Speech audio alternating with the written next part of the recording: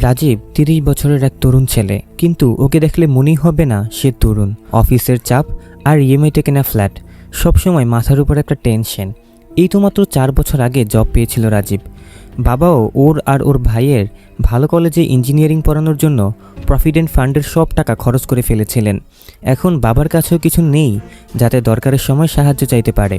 কিন্তু এত তাড়াতাড়ি বাসা কেনার দরকারটাই বা কী ছিল রাজীবের? এই তো মাত্র ২ বছর আগেই তো একটা ঝকঝকে ব্র্যান্ড নিউ গাড়ি কিনেছিলেন।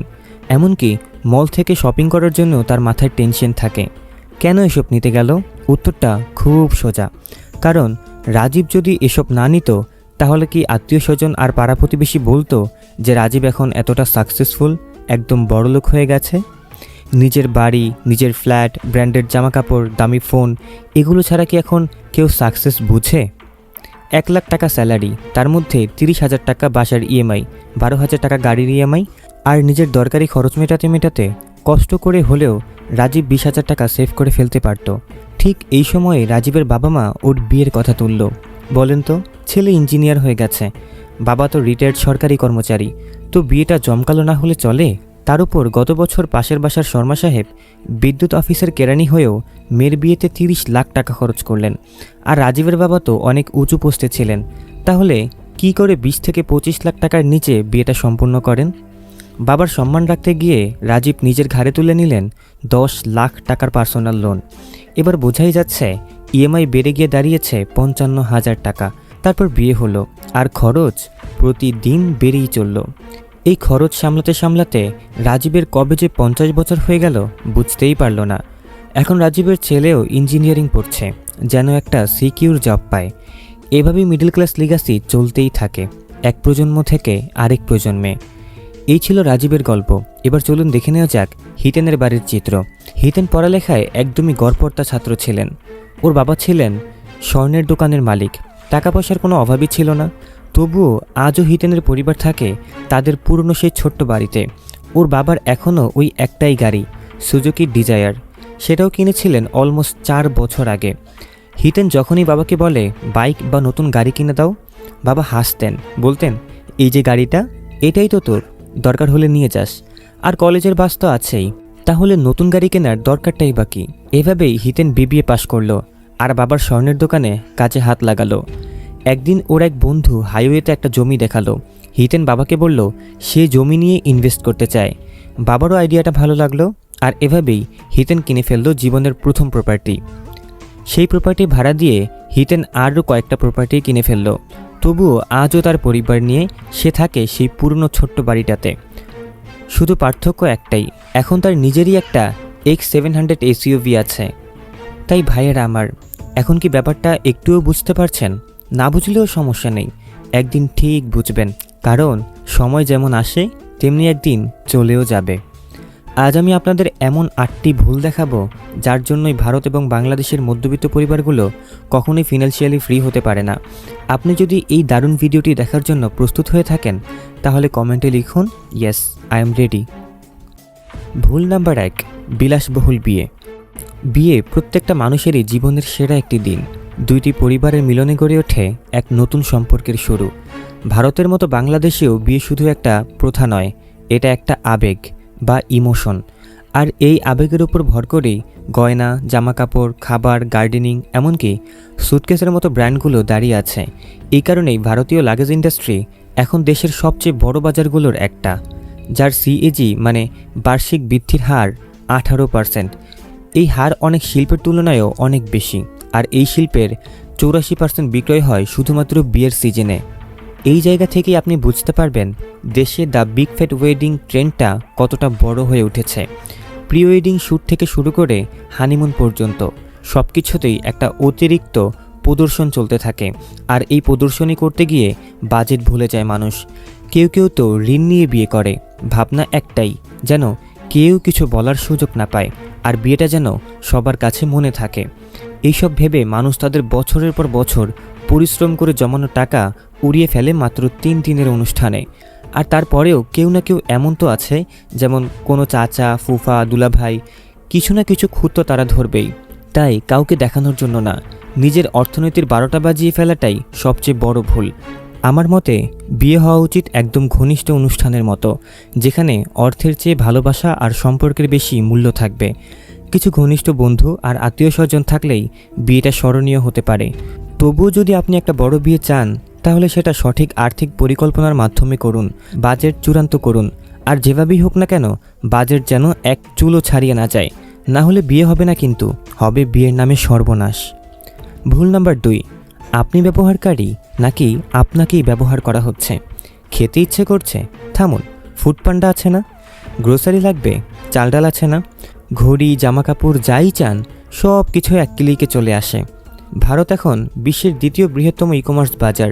বাংলাদেশও এক্ষেত্রে পিছিয়ে নেই, যেখানে প্রায় 80 মিলিয়ন ভোক্তা আর বছরে লেনদেন হয় 1.24 লাখ কোটি টাকারও বেশি। কিন্তু অবাক করা ব্যাপার হচ্ছে, এই টাকার 60% আসে বড় শহর থেকে না, আসে নিম্নবিত্ত শহর থেকে বা ছোট শহর থেকে। কারণ এখানেই বাস করে বাংলাদেশের 80% মধ্যবিত্ত পরিবার। মানুষ এতটাই অভ্যস্ত হয়ে গেছে এই অনলাইন সুবিধায় যে 500 মিটার দূরের দোকানে না গিয়ে রেশন পর্যন্ত এখন অনলাইনে অর্ডার করে আর ভাবে আমি তো খুব আধুনিক। কিন্তু ভাই, এই সব সুবিধা আমেরিকা বা অন্য দেশে চালু করা হয়েছিল। আমেরিকা বা ইউরোপে আমাদের দেশের মতো প্রতিটা অলিতে গলিতে রেশন আর সবজির ঠেলাওয়ালা থাকে না। তাদের কাছে এই অনলাইন সিস্টেম প্রয়োজনীয়, কিন্তু আমাদের এখানে বাস্তবে এই সুবিধার এতটা প্রয়োজন আছে কি? এই তো কিছুদিন আগে দিল্লির এক ভাই রাহুল কাবরার একটা পোস্ট ভাইরাল হয়েছিল। তিনি এক রেস্তোরাঁ থেকে একই খাবার অনলাইনে এবং অফলাইনে অর্ডার দিয়ে বিলের পার্থক্য দেখিয়েছিলেন। অনলাইন থেকে নেওয়া খাবার ছিল 512 টাকা, অথচ রেস্তোরাঁয় গিয়ে কিনলে সেই খাবারই পড়ত 400 থেকে 420 টাকার মতো। মানে আপনি প্রতিবার অর্ডারে 90 থেকে 100 টাকা অতিরিক্ত দিচ্ছেন শুধু এক ক্লিকের আরাম নেওয়ার জন্য। ব্যাপারটা শুধু 100 টাকার মধ্যেই সীমাবদ্ধ না, আসল ব্যাপার হচ্ছে এই এক ক্লিকের সব অভ্যাস আমাদের ঠেলে দিচ্ছে বাধ্যতামূলক ক্রয়ের দিকে, যেখানে প্রয়োজন না থাকলেও আমরা জিনিস কিনেই যাচ্ছি শুধু সহজলভ্যতার নামে। মধ্যবিত্ত মানুষেরা বুঝতেই পারে না এটা একটা বিশাল মানসিক ফাঁদ। প্রগতিশীল হবার নামে এই ই-কমার্সের ফাঁদ এখন আমাদের পকেট হালকা করে দিচ্ছে। আপনি যদি একদিন ঘরে বসে হিসেব করেন এক মাসে এসব অ্যাপে আপনি কত টাকা খরচ করেন, তাহলে নিজেই বুঝতে পারবেন আপনি ব্যবহারকারী নন, আপনাকেই ব্যবহার করা হচ্ছে। 3, ব্র্যান্ড ভ্যালুর খেলা। ব্র্যান্ড মানেই এমন এক মায়াজাল যেটা 1 টাকার জিনিসকে বানিয়ে ফেলে 4 থেকে 6 হাজার টাকার, কখনো কখনো 10,000-এও। যত বড় ব্র্যান্ড তত বড় তার মর্যাদা, এমন একটা স্থির মনস্তত্ত্ব তৈরি হয়ে গেছে। এই ফাঁদটা তৈরি করেছে মূলত চলচ্চিত্র শিল্প, আর তারকারা সবসময় ব্যবহার করে ওইসব শীর্ষ ব্র্যান্ডের পণ্য। কিন্তু তারা সেটা নিজের পকেট থেকে কেনে না, তাদের তো ওইসব প্রদর্শনের জন্যই টাকা দেওয়া হয়, এটাই তাদের জীবনযাপন। কিন্তু ভাই, আপনি যদি mark Zuckerberg, Obama, Steve jobs বা বিল গেটসের দিকে তাকান, কখনোই দেখবেন না তাদের গায়ে বড় বড় লোগো লেখা ব্র্যান্ডের জামাকাপড়। সারা জীবন সিলিকন ভ্যালির আইকন স্টিভ জবসকে দেখবেন শুধু একটা নীল টার্টলনেক আর জিন্সে। কেন? কারণ তারা প্রদর্শন নিয়ে চিন্তাই করে না। ওরা জানে দেখানোর কিছু নেই, প্রমাণ করারও কিছু নেই। কিন্তু মধ্যবিত্তদের অবস্থা ঠিক উল্টো, পকেটে টাকা আসলেই সেটা দিয়ে ছদ্মবেশ বানানো শুরু। অথচ ধনী মানুষ প্রদর্শন করতে চায় না, কারণ তারা জানে অযথা খরচ আর সম্পদ নষ্ট করার মধ্যে কোনো পার্থক্য নেই। সবচেয়ে বেশি হাসি পায় তখন যখন দেখি অনলাইন শপিং অ্যাপেও জুতা আর জামাকাপড়ও এখন ইএমআইতে পাওয়া যাচ্ছে। মানে আপনারা এখন তো জামাকাপড়ও পরবেন ধার করে। মর্যাদার পেছনে ছুটতে ছুটতে আমরা এমন এক ভার্চুয়াল দুনিয়া বানিয়ে ফেলেছি যেখানে সবাই চায় অন্যের চেয়ে একটু বেশি সফলতা দেখাতে। এই পাগলামের দৌড়ে না গিয়ে বরং স্থানীয় বাজার ঘুরে দেখুন, বাংলাদেশি ব্র্যান্ডগুলো ব্যবহার করুন। অনেক ভালো ব্র্যান্ড আছে যারা কম দামে অনেক ভালো পণ্য দেয়। শুধু একটা নামের ট্যাগের জন্য 4,000 টাকা খরচ করা, ভাই আমি তো বুঝি না এটার মানে কি। ভুল নাম্বার 4, ধার করে বিলাসিতা। বাড়ি লাগবে, ঋণ নিন। সংস্কার করতে হবে, ঋণ নিন। গাড়ি কিনবেন, ঋণ নিন। এমনকি এখন মানুষ ভ্রমণে যাওয়ার জন্যও ঋণ নিচ্ছে। এখন তো দেশে ঋণ পাওয়া এতটাই সহজ, মনে হয় রাস্তায় রসুন পেঁয়াজের মতো বিক্রি হচ্ছে। টাইমস অফ ইন্ডিয়ার এক রিপোর্ট অনুযায়ী দেশের 67% মানুষ নিজেদের চাহিদা পূরণ করতে ঋণ নিচ্ছেন, আর এর মধ্যে 74% হচ্ছে মধ্যবিত্ত বেতনভোগী পরিবার। আর আপনার শুনতে অস্বাভাবিক লাগতে পারে, কিন্তু ছোটোখাটো চাহিদার জন্যও মানুষ ঋণ নিচ্ছে, আর তার উপরে 10 থেকে 11% সুদ। চুপি চুপি আপনার পকেট ফাঁকা করে দিচ্ছে। ভাই একটা উদাহরণ দেই, ধরুন আপনি 1 লাখ টাকা পার্সোনাল লোন নিলেন 2 বছরের জন্য। বর্তমানে 10.65% হারে আপনার মাসিক ইএমআই হবে প্রায় 5,000 টাকা। মোটে আপনাকে ফেরত দিতে হবে প্রায় 1,20,000 টাকা। আপনি ভাবছেন, আরে এটা তো সহজ, কিন্তু থামেন ভাই, এখন আসল কথা শুনুন। যদি আপনি এই টাকাটা বিনিয়োগ করতেন, মাত্র 2 বছরে আপনার সঞ্চয় হতো প্রায় 1,35,000 টাকা, তাও মাত্র 12% রিটার্ন ধরে হিসেব করলে। মানে মর্যাদা আর নিজের ভ্যালু বোঝানোর জন্য যে টাকা আপনি নষ্ট করছিলেন তা দিয়ে বরং টাকা বানানো যেত। এই থেকেই একটা বড় শিক্ষা পাওয়া যায়। যদি আপনার কোনো স্বপ্ন থাকে তাহলে ঋণ না নিয়ে 2 বছরের মধ্যে এসআইপি করুন। তখন সেই সঞ্চয় দিয়েই আপনি আপনার স্বপ্ন পূরণ করতে পারবেন, কোনো ঝামেলা ছাড়াই। ভুল নাম্বার 5, পড়াশোনার লড়াই। আমার ছেলে বড় হয়ে ইঞ্জিনিয়ার হবে। বাংলাদেশ ভারতে প্রতিটি মধ্যবিত্ত পরিবারে এই স্বপ্নটাই যেন স্বাভাবিক অভিবাদন। আমার ছেলে বড় হয়ে ডাক্তার, ইঞ্জিনিয়ার হবে। এই স্বপ্নে মেতে থাকা বাবা মার সংখ্যা গুণে শেষ করা যাবে না। অনেকে তো নিজের জমি জমা বেচে ধার দেনা করে হলেও ভালো স্কুল, কোচিং, কলেজে ভর্তি করায়। এতে দোষের কিছু নেই, কিন্তু এত লাখ লাখ টাকা খরচ করার আগে একবার ভেবে দেখা দরকার এই স্বপ্নটা আসলে কার, ছেলের নাকি তার বাবার। 2022 সালে শুধু এনইটি পরীক্ষায় বসেছিলেন 19 লাখ ছাত্র, আর আইআইটিতে 10 লাখ, আর পিএসসি সিভিল সার্ভিস পরীক্ষায় 11,35,000, মোট মিলিয়ে 40 লাখ, কিন্তু সফল হয় মাত্র 10%। তাই বলে পরীক্ষাগুলোতে বসা যাবে না এমন কিন্তু নয়, কিন্তু আপনার ছেলের আগ্রহ, দক্ষতা আর আপনার আর্থিক অবস্থা, এই 3টা ব্যাপার বুঝে নিয়ে পথ ঠিক করুন।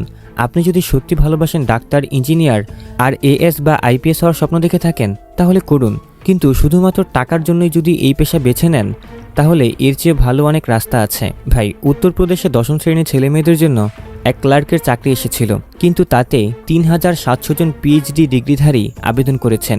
এই দৃশ্য দেখে কি আপনার মনে হয় না আমাদের প্রথাগত শিক্ষার কি অবস্থা?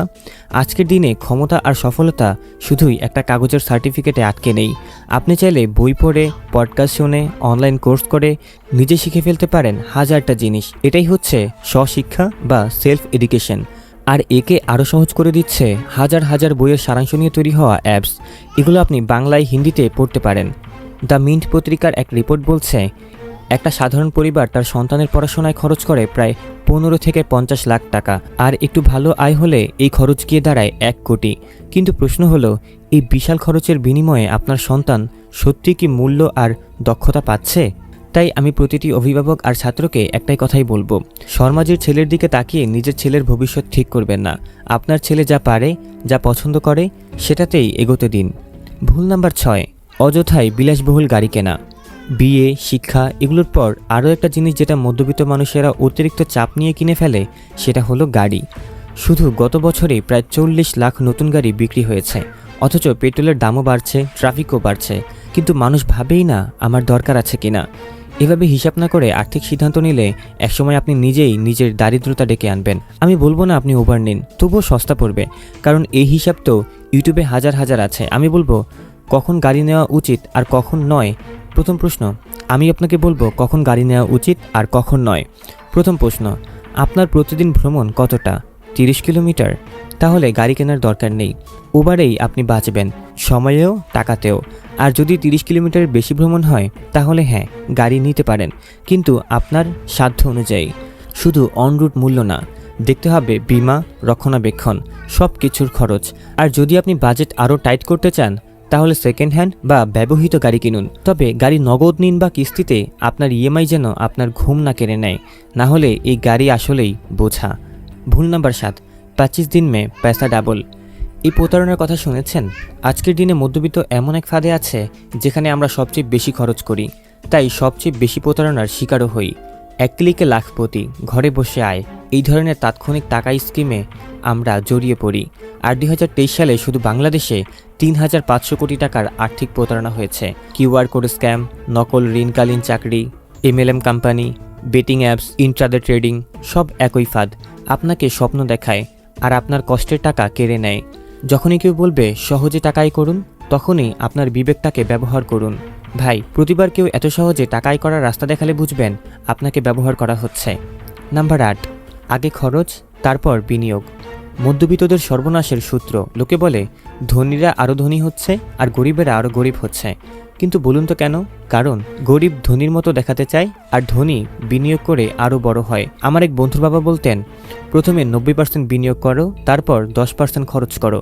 কিন্তু আমরা করি এর উল্টোটা। 90% খরচ করে 10% থাকলে তবেই সেটাকে বিনিয়োগ করার কথা ভাবি। এই মানসিকতা না বদলালে আমরা কেবল ভুয়া মর্যাদাতেই আটকে থাকব আর আসল সাফল্য কখনোই পাবো না। দেখাতে গিয়ে আমরা অনেক সময় এমন একটা রাস্তায় চলি যেটা আমাদের গরিব করে দেয়। তাই এই প্রোটিপটা কাজে লাগান। যখনই আপনার কিছু কিনতে ইচ্ছে করবে, সেটা ব্র্যান্ডেড জিনিস হোক, নতুন আইফোন হোক, বাড়ি হোক, গাড়ি হোক, এই দুটো নিয়ম অবশ্যই মেনে চলুন। নিয়ম 1, 24 ঘন্টার নিয়ম। যেটা কিনতে মন চাইছে সেটা কেনার আগে একদিন মানে 24 ঘন্টা অপেক্ষা করুন। প্রথমে একটা তালিকা বানান, এই জিনিসটা দিয়ে আপনি কি কি কাজ করতে পারবেন। তারপর আরেকটা কলামে লিখুন এই কাজগুলো আপনি অন্য কোনো উপায়ে করতে পারবেন কিনা। সব কিছু বিশ্লেষণ করে দেখুন। তারপরেও যদি মনে হয় না এটা না কিনলে চলবে না, তাহলে নিশ্চিন্তে কিনে ফেলুন। এই নিয়ম মানলে আপনি আপনার তাৎক্ষণিক কেনাকাটা 70% পর্যন্ত কমিয়ে আনতে পারবেন। 2x rules. এই নিয়মটা তাৎক্ষণিক কেনাকাটা আর অযথা খরচ কমাতে খুব কাজে দেয়। আপনি যেটাই কিনছেন শুধু এটা ভেবে দেখুন, আপনি কি এই জিনিসটা 2বার কিনতে পারবেন। মানে ধরুন আপনি যদি 1 লাখ টাকার আইফোন নিচ্ছেন, তাহলে আপনার হাতে কমপক্ষে 2 লাখ টাকা থাকা দরকার, যাতে 1 লাখ টাকা খরচ হলেও মুখে কোনো চিন্তার রেখা পড়বে না। আর ইএমআইতে কিনলে তো বুঝতেই পারবেন। শেষ কথা, আজ যেমন চায় আজই করে ফেলো, কে জানে কাল আছে কিনা। এই লাইনটা কিন্তু মধ্যবিত্তদের ফাঁদে ফেলার জন্যই বানানো হয়েছে। তাদের আবেগে ফেলে এমনভাবে খরচ করানো হয় যেন ঋণ দেওয়ার আর স্কিম দেখানোর ব্যবসা চলতেই থাকে। কিন্তু শেষমেশ সিদ্ধান্ত আপনার। আপনি কি চান?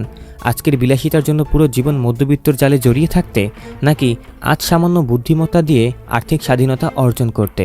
আজকের ভিডিওটি এতটুকুই। আশা করি ভিডিওটি থেকে আপনি অনেক কিছু শিখতে পেরেছেন। যদি ভিডিওটা আপনার একটু উপকারে এসে থাকে, একটি লাইক করবেন, একটি সুন্দর কমেন্ট করবেন। পরবর্তীতে কোন টপিকে ভিডিও চান সেটা অবশ্যই কমেন্টস করে লিখবেন। আজকের মতো এখানে বিদায় নিচ্ছি। ভালো থাকবেন, সুস্থ থাকবেন। আসসালামু আলাইকুম ওয়া রাহমাতুল্লাহি ওয়া বারাকাতুহু।